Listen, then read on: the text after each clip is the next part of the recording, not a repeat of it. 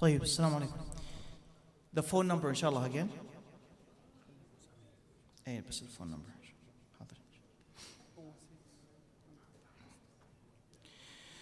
Phone number again is 647 808 4266.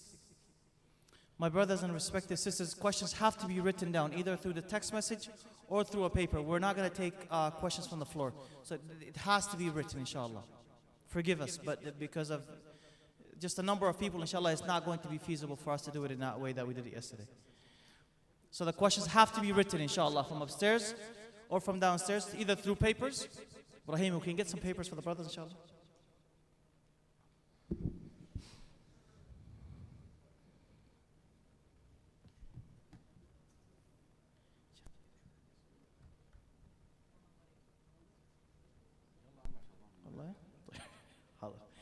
Phone number is 647 808 4266.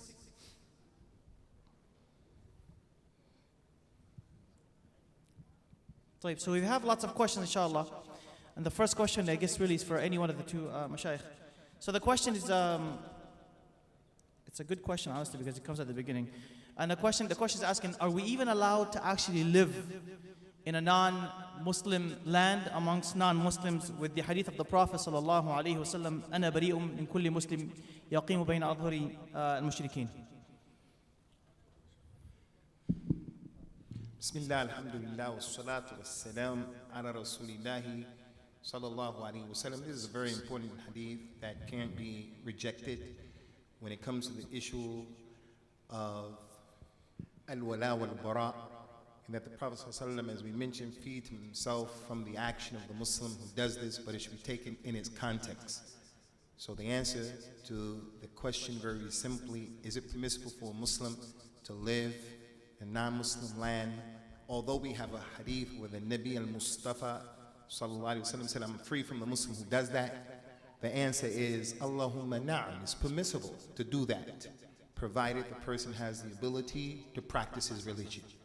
He has the ability to practice the sha'air of al-Islam, to put his Islam, to worship Allah correctly, and so forth and so on. If he doesn't have that ability, now this hadith is applicable. He has to go somewhere where he can establish his religion. And Allah is a'la wa a'la. طيب.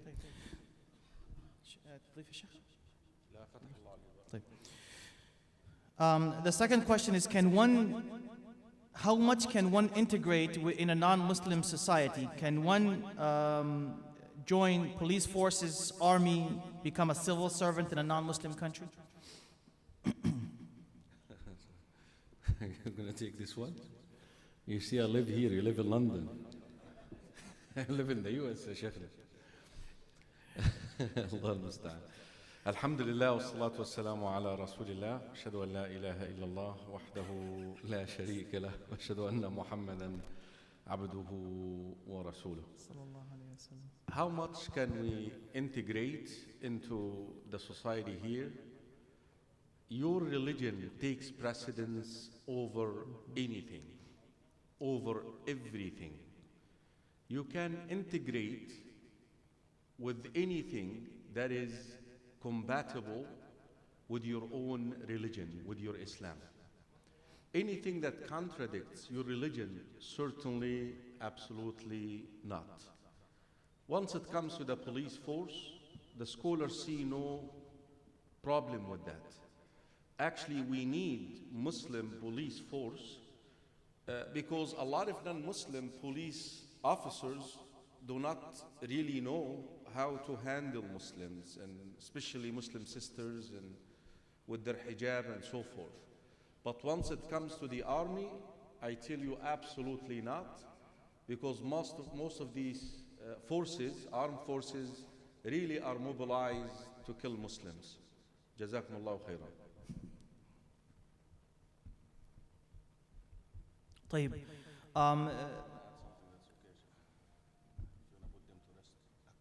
طيب. Another question that's similar to the one that we have right now. One says, what happens when the non-Muslims' views, political views, are more appropriate than a Muslim country? So I guess really the question here is basically if a non-Muslim country versus a Muslim country, but politically the non-Muslim country is on the right side of things, can we defend such a position? I don't really know if I can. And the Muslim is responsible for following the truth and taking the truth, whoever the truth comes from. So when the Yahudiya lady, she said to our mother, Aisha al-Humayra, may Allah be pleased with her. She said, you Muslims are good people. You're good people if you didn't make shirk with Allah. Because you people say, Ma sha'Allah wa sha'a Muhammad. Aisha went to the Nabi sallallahu alaihi wasallam and told him what the Yahudiya said. Rasulullah sallallahu alaihi wasallam, for all of the description and characteristics of the Yahud, he didn't say, no, we reject that because it was said by Yahudiya. He didn't say that. He said she spoke the truth. What she said was the truth. So that non-Muslim said to a waliya from the awliya of Allah, what was the truth?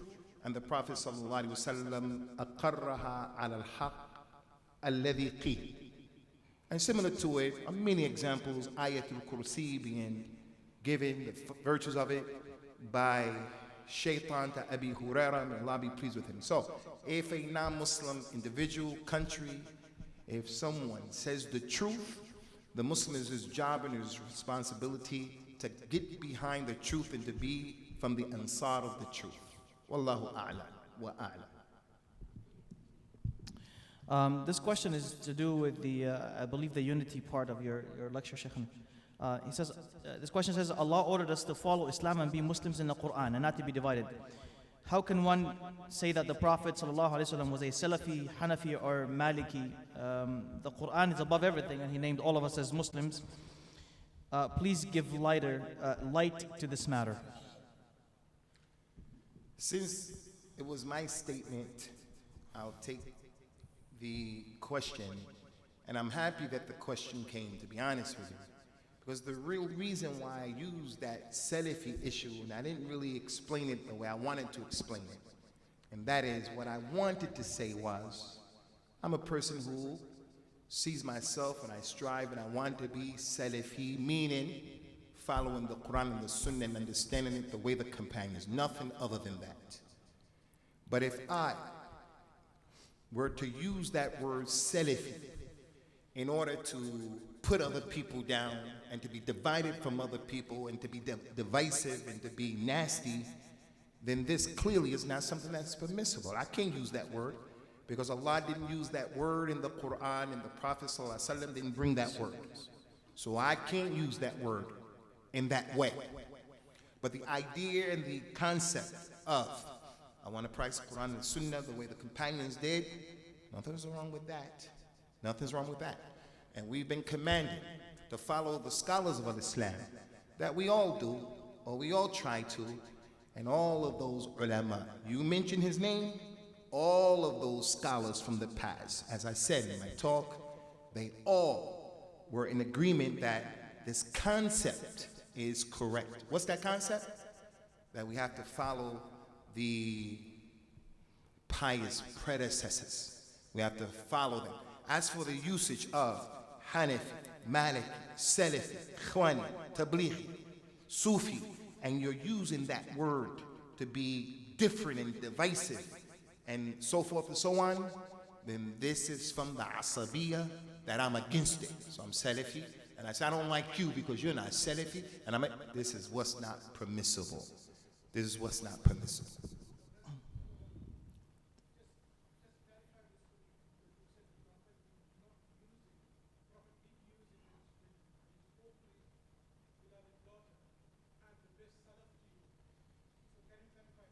Yeah, we want, inshallah, like the brother said, the in-house rule is that the questions that are written, that's what we're going to deal with.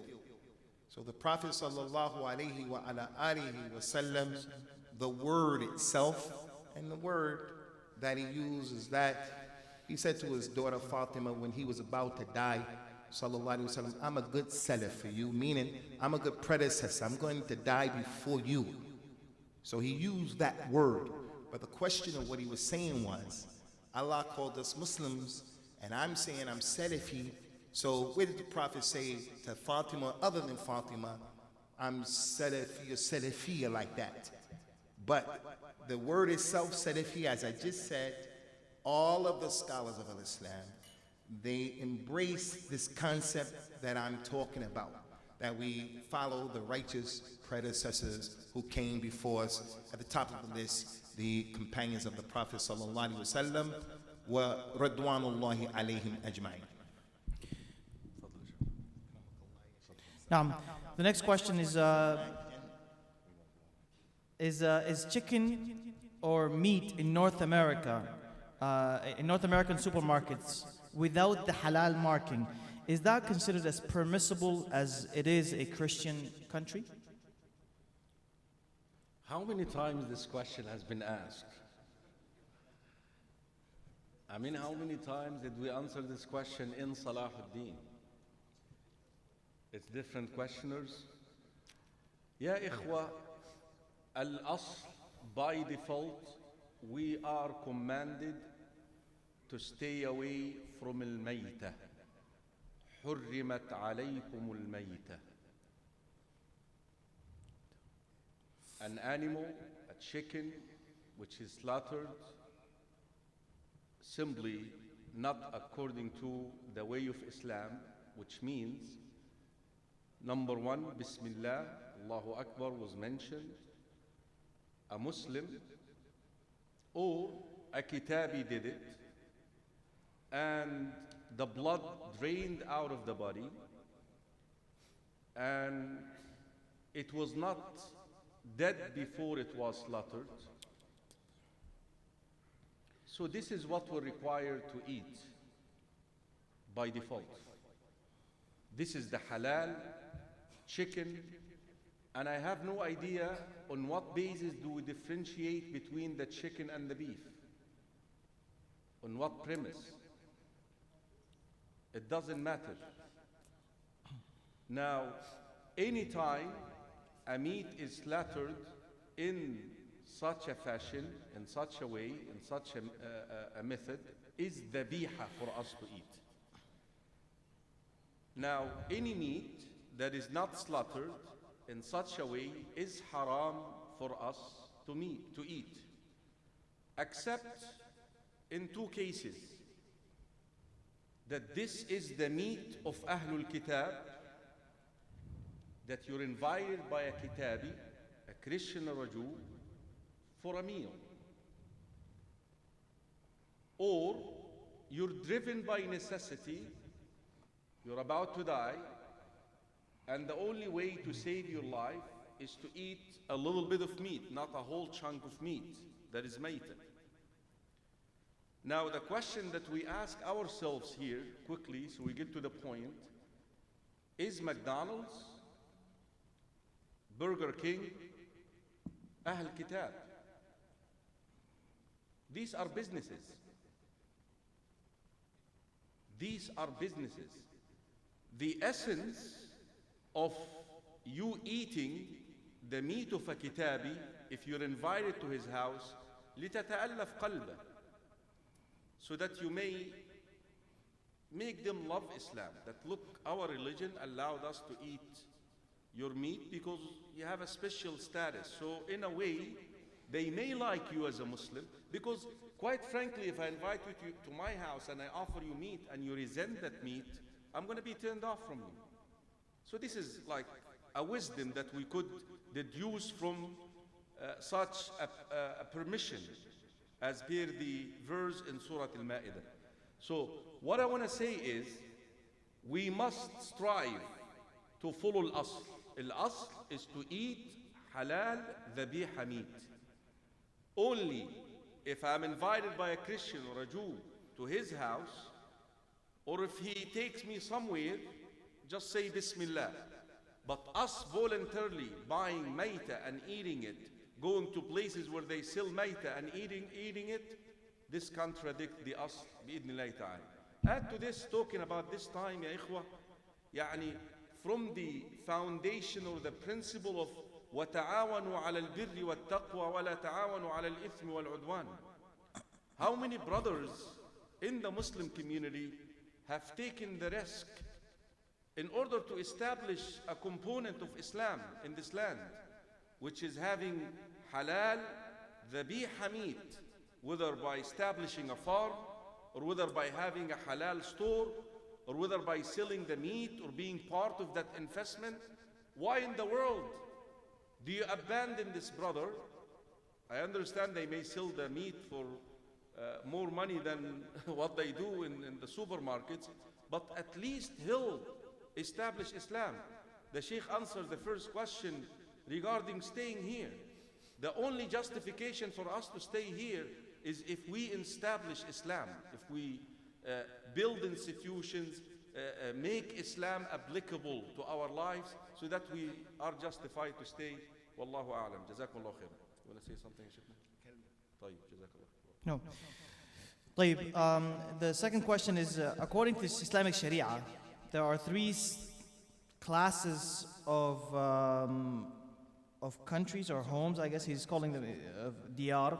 Darul Islam, Darul Harb, wa Darul Kufr. He says, what level are we living and how can you apply Sharia in that code? What's the question again? He's saying the Sharia has only three places where you can live, apparently. Darul Islam, Darul Kufr, wa Darul Harb. Where are we considered? And what is the law based on this? We're living in Darul Kufr.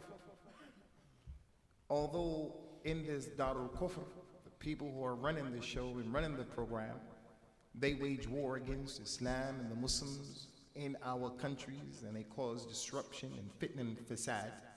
But we are allowed to live here, and we're not being prevented from practicing our religion for the most part.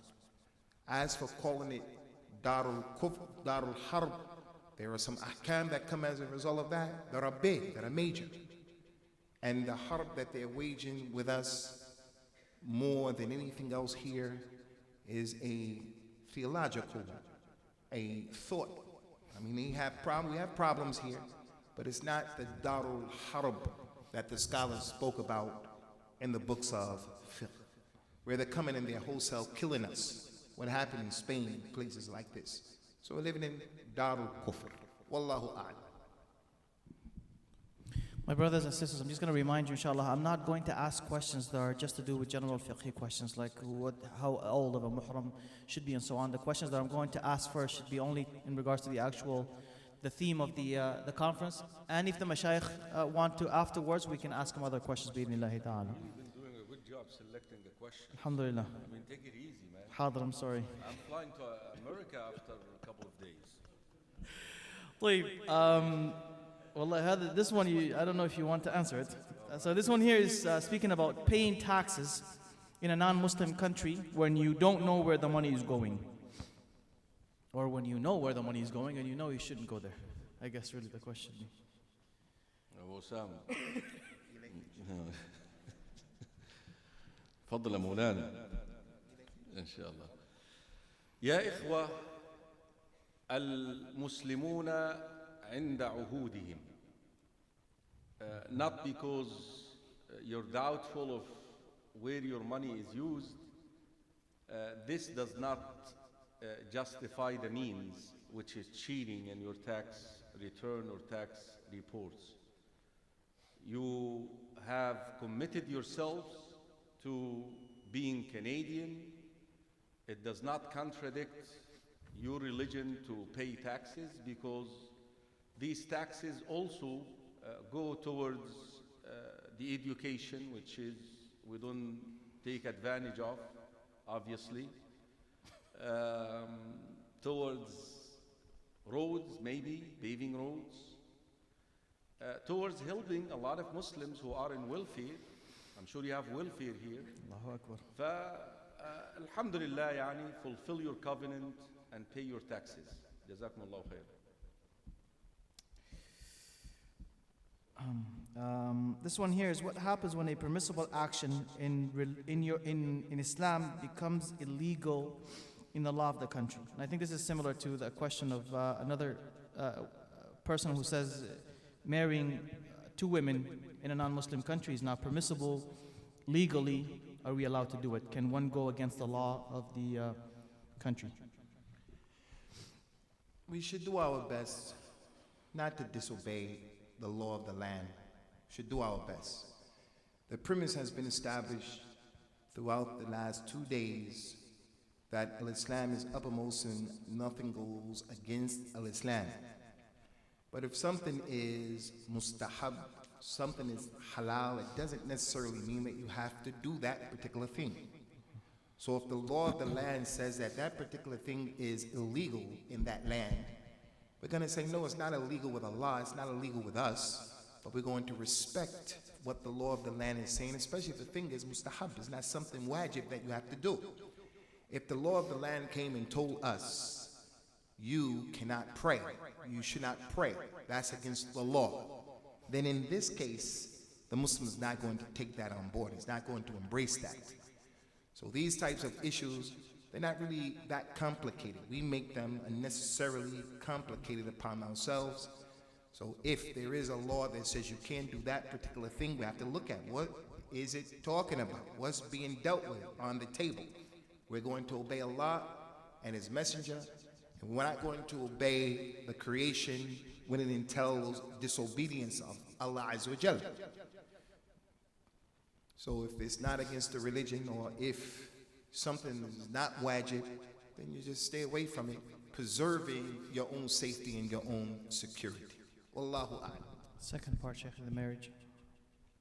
Now, The second part of it is, can one marry two women if it's not permissible? yeah, like that, like the issues. It's not wajib for you to marry two women.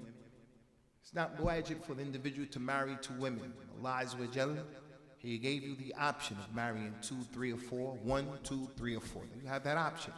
So if the people of the land mean that's something that is against the law, then don't do it. You'll be committing a crime against the country that you're in and create an unnecessary problem for yourself. It's not something that you have to do where you break the law to get that accomplished. And there are other ways to get around that, but point is, don't disobey the country on issues like that.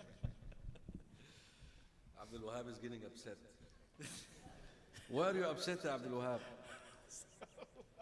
Huh? This question is important. It's come multiple times. Is it permissible to vote in this country where the voted candidate might be a part of the lawmaking that is against Islam, and you may call him your wali amr? الله المستعان. تفضل يا شيخ.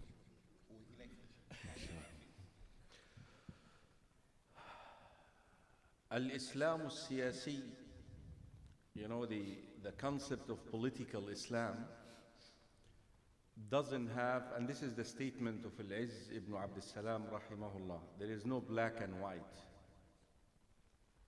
There is no, I can't just tell you don't or do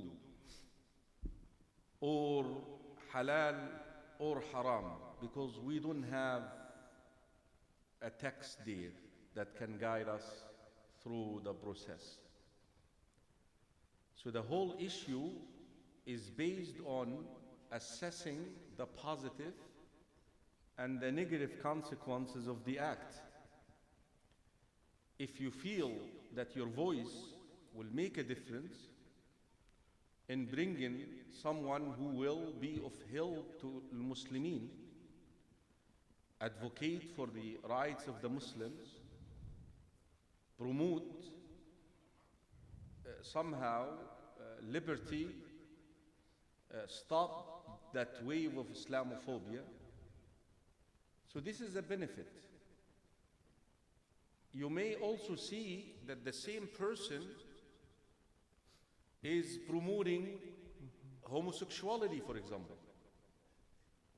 Or maybe he is thinking about legalizing marijuana and so forth. So you really have to look at the situation and assess the benefits and the harms of that individual.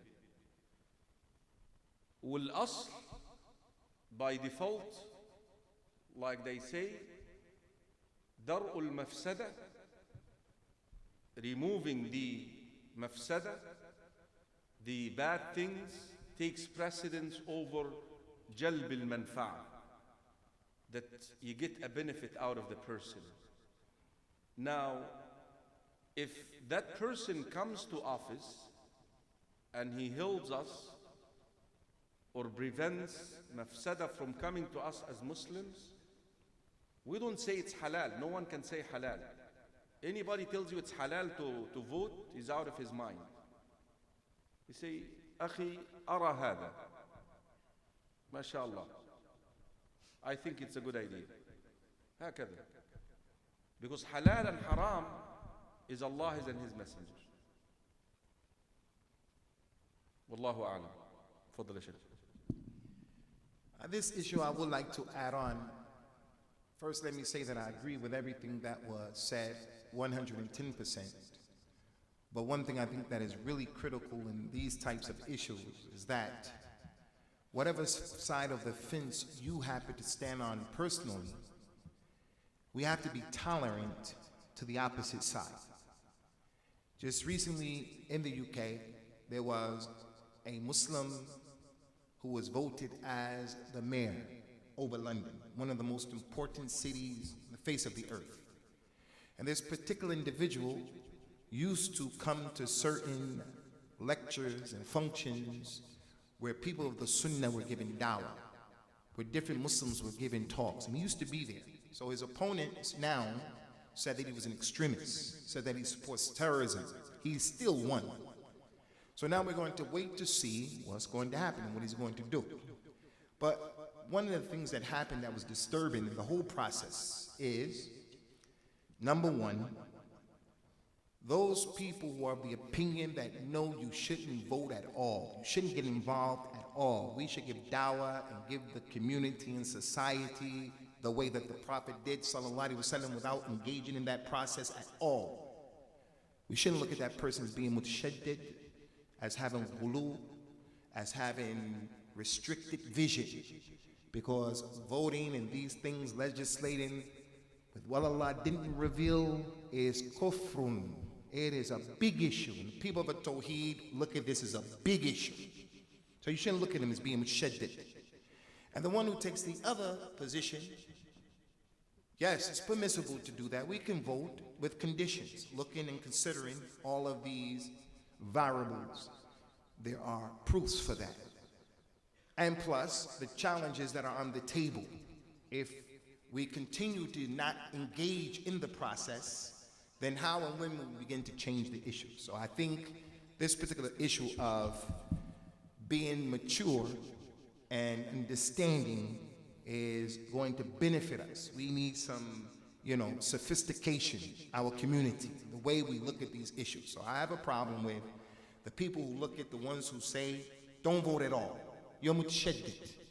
How can you call them mutashaddid when those ayahs of the Quran and the Sunnah, they exist, showing this is a serious issue?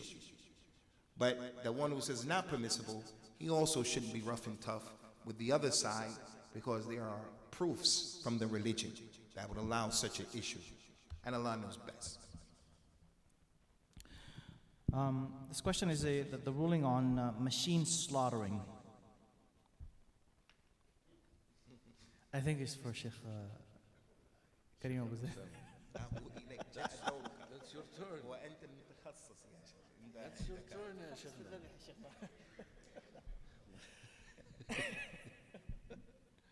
What about it? I mean, what's wrong with it?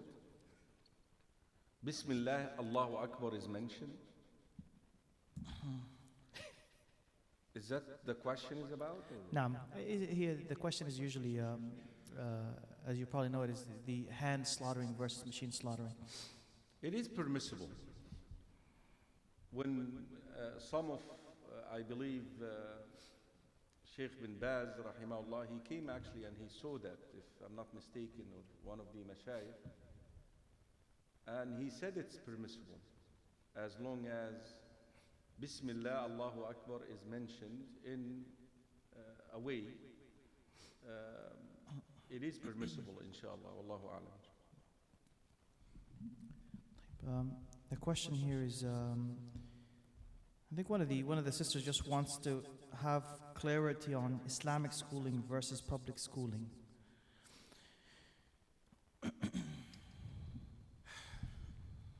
The person has to look at his situation. بَلِ الْإِنسَانُ عَلَى نَفْسِهِ بَصِيرًا. What can you do and what are your abilities?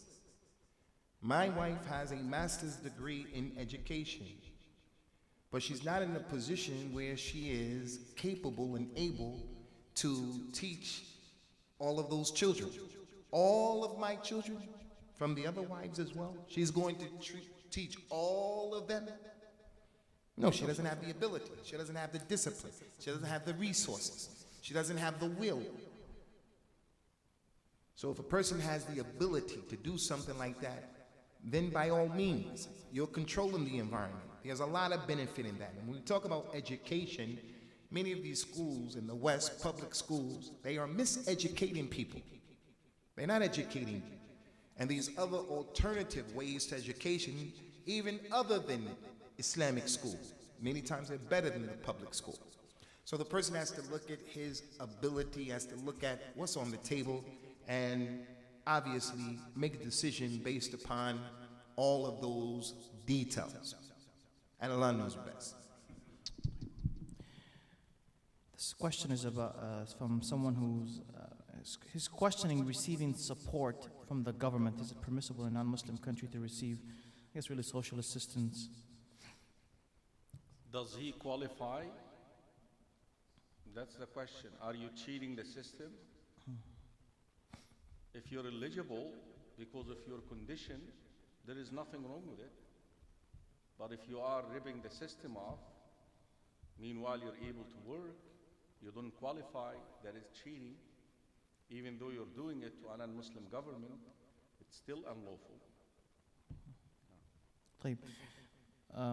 This question is for Sheikh Usamah. Someone is really hoping that you mention the hadith that you said you didn't want to mention earlier.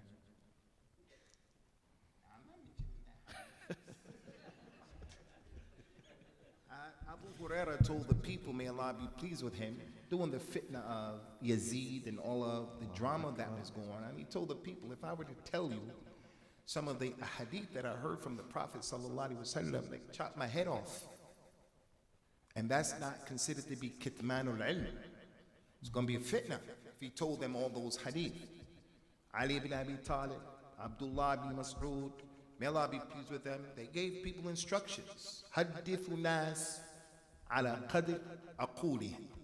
Aturidu man yukadhibu Allah wa rasuluhu. I'm not going to come here and start talking in a community that I don't know, and I'm going to start talking about some of the details about the Asma of Allah and His Sifat, and run people away, make people think, hey, what are you talking about? People not ready for that. But we will let the Sheikh Karim AbuZaid deal with it, because he's from this community and you know him. And if there's any backlash, I don't have any problem. I just go where I'm coming from. But the hadith is authentic, and it's similar to one hadith, it's not a problem, that the Prophet described the racists, sallallahu alaihi wasallam, as being like the desert beetle, who he pushes the defecation in the desert with his nose. The racist is like that. There's a beetle, insect that's in the desert. He'll come, the camel, the cow, the dog, whatever. There's defecation. Akramakumullah. He comes and finds, he breaks a piece of it, and he just pushes it on the desert floor. He said, you're like that. But what he said in this other hadith, I'll start it off because I know the Sheikh knows, and we'll see if he'll take it and give it to you.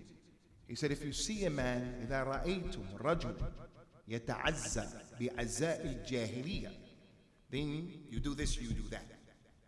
So we'll leave it to him to deal with that issue, inshallah. I follow the madhab of Sheikh Abu Usamah Al-Thahabi. I adhere to his madhab. Inshallah, go ahead. طيب. The question here is for Sheikh Karim AbuZaid. This question here is, you talked yesterday about attending weddings where there are un-Islamic practices happening. The question is, what if the majority of our weddings in the community are un-Islamic, and you're invited?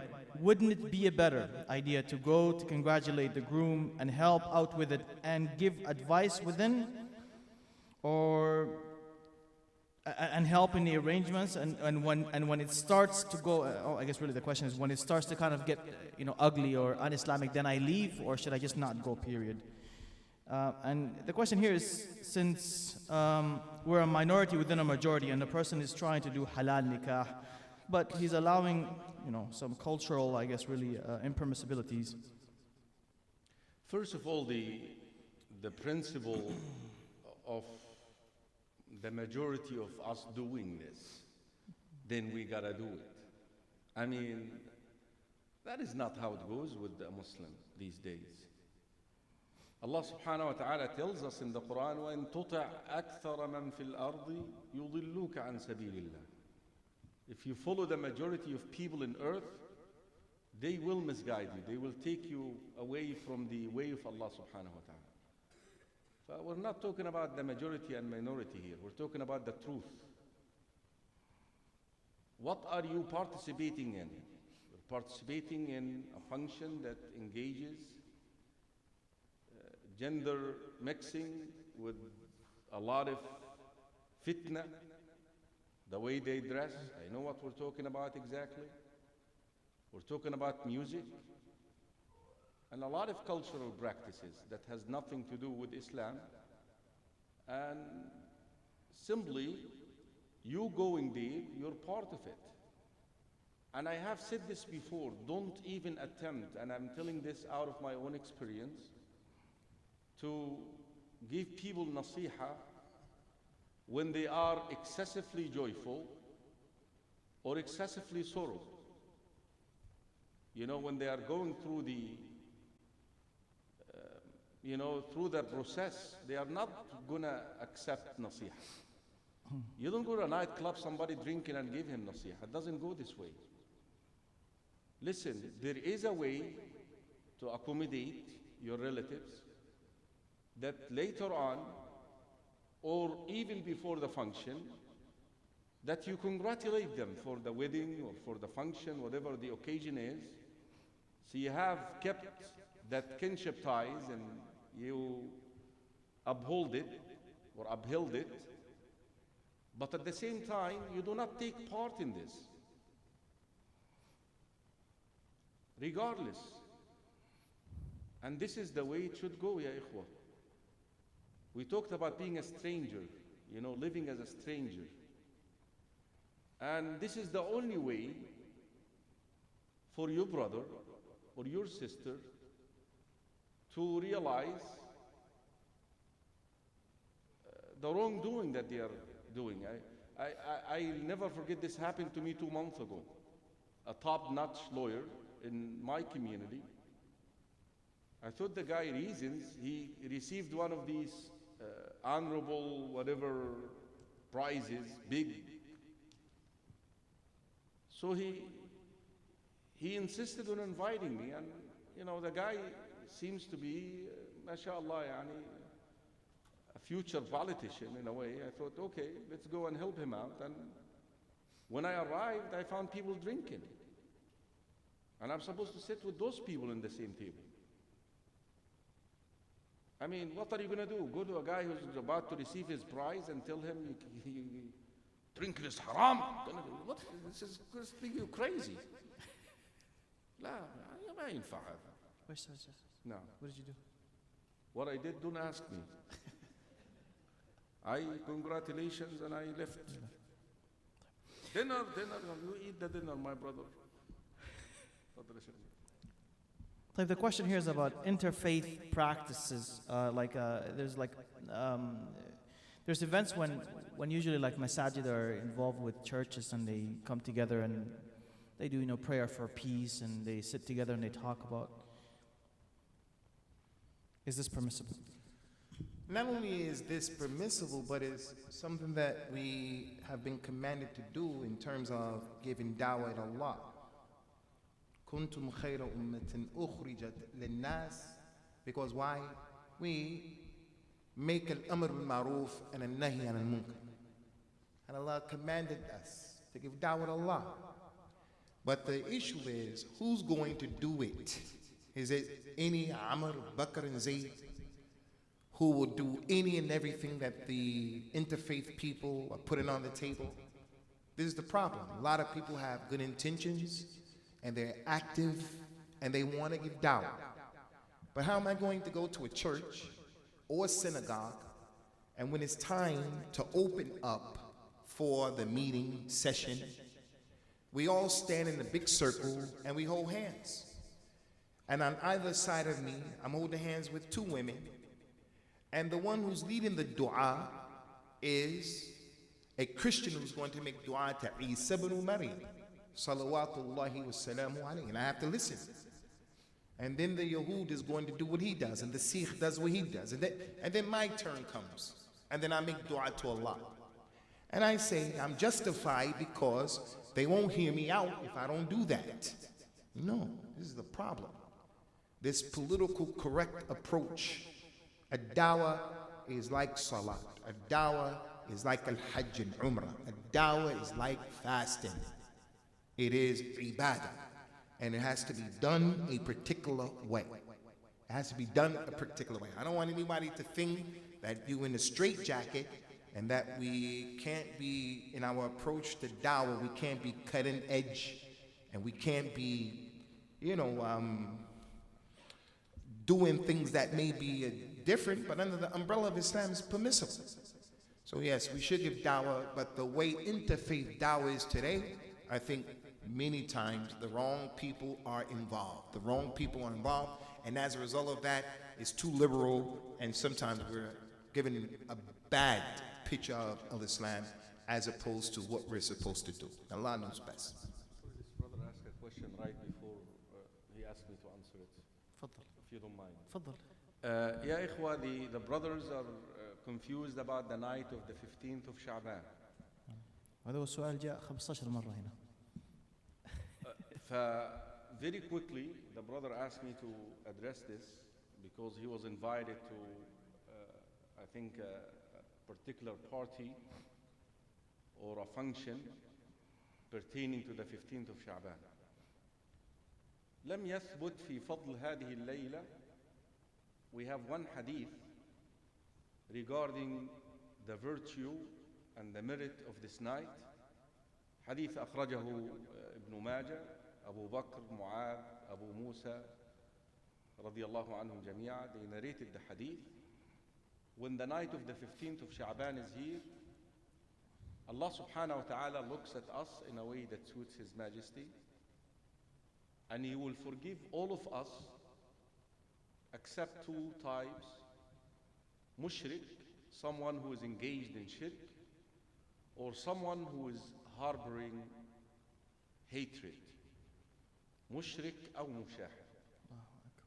So we should cleanse ourselves from those two sins, and that's all we do for the night of the 15th of Sha'ban, unless you're used to doing something which you normally do.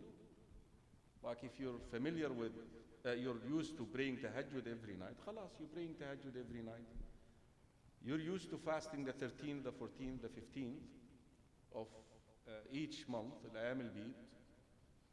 You go ahead and do it. The 15th is a day that you're fasting, but you do not single out the night with a particular act of worship. This is certainly a bid'ah. وَالْأَصْلُ فِي الْعِبَادَةِ الْحَظْرِ إِلَّا بِدَلِيلٍ. And by default, we should not initiate an act of worship unless we have an evidence. Jazakallah khair. There's a brother sitting right there before my talk. After my talk, he came to me as well, and he was very, I don't know how I could describe it, pretty serious. And I told him, well, you get up and you ask the question, and I'll deal with it. So since the Sheikh Karim Akramahullah took care of his brother's answer, I see him looking at me. When he did that, he gave me that look like, okay, what about me? So his question was, doing the program or the talk about mental illness and the issue of ruqya and making al-ilaj with the tib al-nabawi, or with the medicines from regular medicine. Someone may have some kind of mental illness where the professionals in the medical field say that marijuana should be used. Because if the person were to take marijuana, he will calm down, he will feel better, and so forth, so on. So is that something that's permissible? The principle in these types of issues in the religion of Islam is what the Prophet says, sallallahu alaihi wasallam, in describing Allah Azza wa Jal, and that is that Allah tayyibun wa la yaqbalu illa tayyib. Allah is pure, He's good, and He only accepts what is pure and what is good. In another hadith He said, Inna Allah إذا حرم شيئا حرم التداوي به. If Allah makes something haram, you can't use that in order to medicate yourself, like khamr. So from the benefits of khamr, sharab, that if you drink it, it takes away from the pain and so forth, so on. But because it's haram, you can't use it. So any narcotic, any drug, like those things are not permissible. So this marijuana in this case is not permissible. Wallahu a'la wa a'la. Is it permissible to assist those who are needy or going through difficulties? Like for instance, we have a situation in Fort McMurray. I don't know if you heard of it or not, but there was a big, huge fire. Is it permissible for us to help them out through organizations like the Red Cross? Muslims, you mean? Muslims or non-Muslims? Muslims and non-Muslims. That cities. I don't think that Muslims will have a problem with the Red Cross. I mean, let me broaden the question a little bit. Should Muslims be out there? And subhanAllah, I happened to fly from that side of the country. No. I was very close by, and I have met these families in Alberta, in Edmonton, in Masjid al-Rashid. And they have shared with me what they went through. In general, my dear respected brothers and sisters in Islam, when there are places where there are crises, Muslims should be the first to go and help people with the intention of giving them da'wah. This is how missionary people or missionary work is being done in Africa. They don't go out there and preach to them Jesus. No, they build a masjid. Hopefully they build a masjid. They build a hospital. They build a school. And that's how they do it. That should be this is a good tactic of da'wah. So we should be out there helping Muslims and non-Muslims.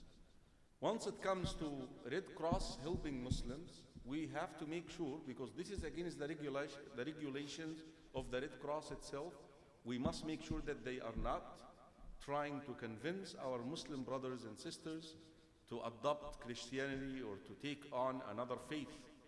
So we should be aware of that they cannot do this themselves. But we should not leave our brothers to be held. And we have read a couple of stories about the Syrian refugees, what they went through in Europe, being actually handed over Injils and Christian literature in lieu of or in return for being held by the Europeans. So we should be out there up front for Muslims and non-Muslims, especially the Muslims. Wallahu a'lam. We are finished with all the questions to do with the actual topic of the conference, Sheikhna. So the two of you have the option, inshallah, whether you want to answer other questions or not. Up to you. Well, Sheikh, it's okay with you? To be honest with you, I prefer to leave right now. Not because I want to see the NBA or anything like that, but I'm getting jet lagged right now. All right. طيب. So if you تسمح لي, I want to انصرف. But I'm going to miss you, so. No, I'm going to see you. Inshallah. Would you like to say, Sheikh Karim? I don't know, it's up to you. I mean, is it, how heavy are these questions? I mean, how are you guys going to bombard me with صراحة, simple ones? Too simple?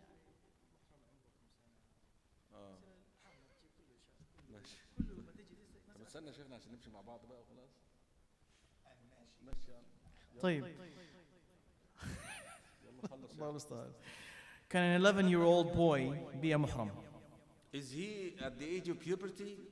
Is he Rashid? He knows what's happening? The answer is no. Most probably no. طيب. The question is about hijab. Which one is more authentic, to cover the face or to cover the head? Cover the face. يعني The نقاب. veil, the niqab. إيه نعم نقاب الحجاب. The hijab is mandatory, the niqab is recommended. Both are authentic. يلا خلص. ثانية بس سامحني.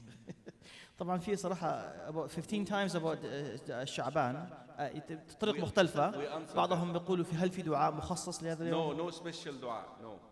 طيب هذا السؤال صراحة عام. If the masajid are divided, how can we bring them together? Is there like a recipe ish? Rip the election process. And Rig it? No, rip it. And then get people who are righteous there. And inshallah they will come together. And I'm just kidding. All right? نعم I think this is That's sufficient, it. inshallah. طيب. جزاكم الله خيرا. كل سنة وانتم طيبين. السلام عليكم ورحمة الله ما شاء وبركاته. الله سبحانك اللهم وبحمدك أشهد أن لا إله إلا أنت أستغفرك وأتوب إليك. الحمد لله رب العالمين.